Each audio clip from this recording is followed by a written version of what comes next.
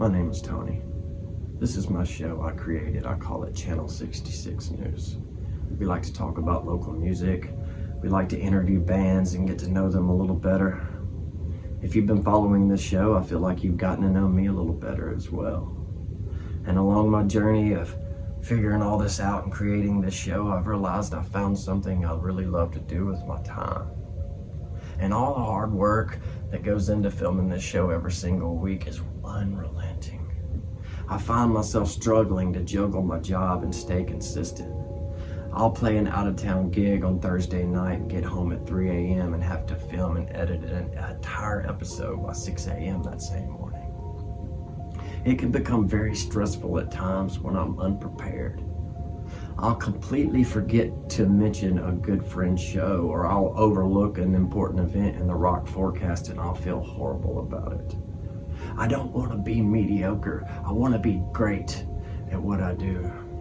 And I want to get it right because I believe in this. I like to have fun and crack a few jokes and make silly videos on my phone. But today, I have to be real with you. Anyone who knows me knows what you see is what you get. I am who I am, and most days I love who I am. You have to take the good with the bad. Life is full of good things and bad things and ups and downs, and there's love and hate and right and wrong, and trying to find your balance is daunting. And along the way, I met someone, and every second I was in her presence, I was so happy. I adored her. I would give her flowers and little tokens of my affection just to see her smile.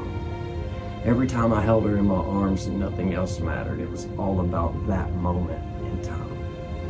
Time is our most valuable commodity, and I feel like so many people take their relationship for granted.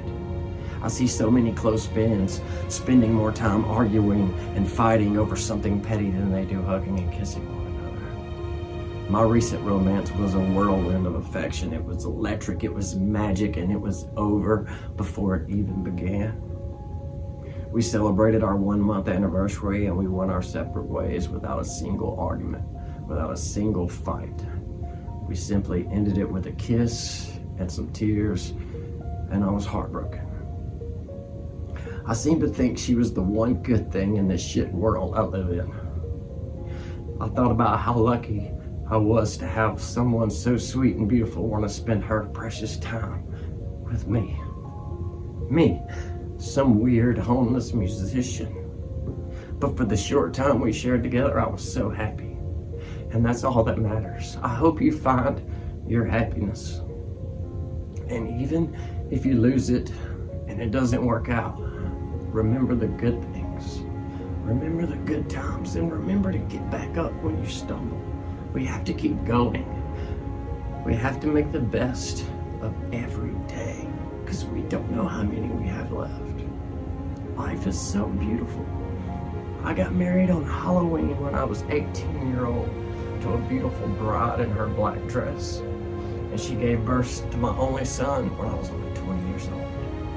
After being together over a decade, one day she said it was over and it tore me apart. I cried for months. But I finally picked myself up off the floor and I learned how to carry on living. And I'm still here. I'm still alive. And life is so beautiful. And my father once told me, suicide is a permanent solution to a temporary problem. And no matter how hard it may seem to get yourself out of bed every morning and carry on living, we have to keep on keeping on in our pursuit of happiness. Because you never know what tomorrow holds. Reporting for Channel 66 News.